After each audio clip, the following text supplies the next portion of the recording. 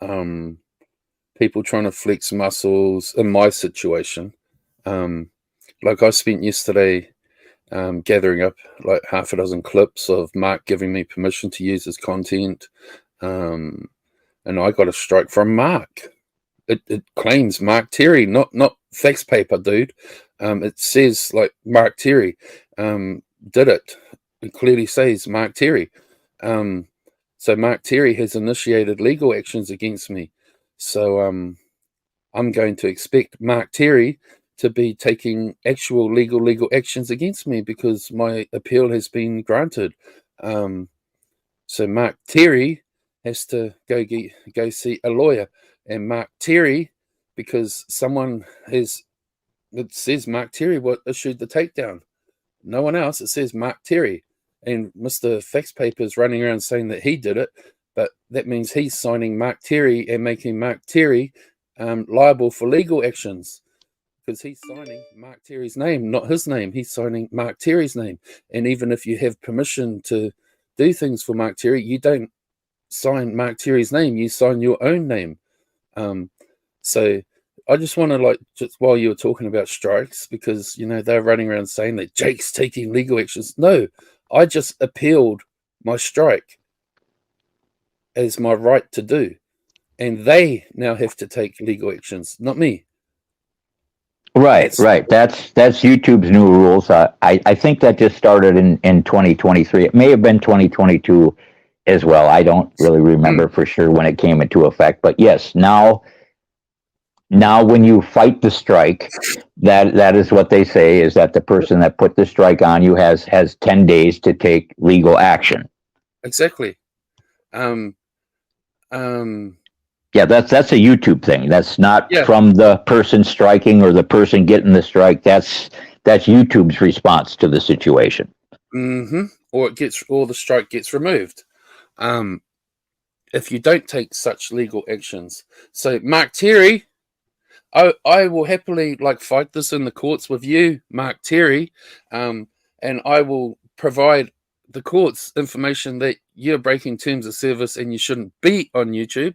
And I'll also provide lots of clips saying where you gave me permission to use your content and lots of other things. Because I love the fun and games of YouTube.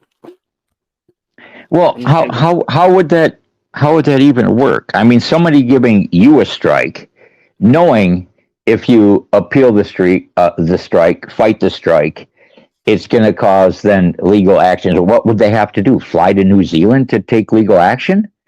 I have no idea, because I'm governed by New Zealand's copyright laws that YouTube signed a contract with the New Zealand government. So I'm governed by New Zealand's version of fair use that YouTube has agreed to.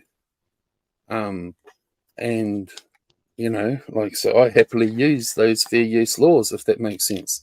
So it's for the courts to figure out the ins and outs of it all, not YouTubers. Do you know what I mean? Right. So, YouTube signed a contract with my government to allow YouTube to be used in New Zealand. That's why countries like Bangladesh aren't allowed to use YouTube. China have limited YouTube. Why? Because they told YouTube, we will only let our people have these abilities. Do you get what I mean? That's where the communism type thing comes in, Yeah. So it's because each country has their own copyright laws, if that makes sense. They're all based off but they all have when you rate a movie, it's like R15, R13, etc. Each country has their own standards.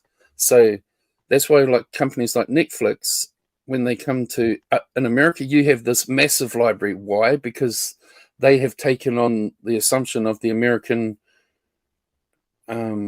standards, right? So when Netflix go to England, they have to provide their content under the English standards. So not all movies are now available unless they relicense them all and have them all recategorized. So it's simpler just to have smaller libraries in all those other countries. Do you get what I'm saying?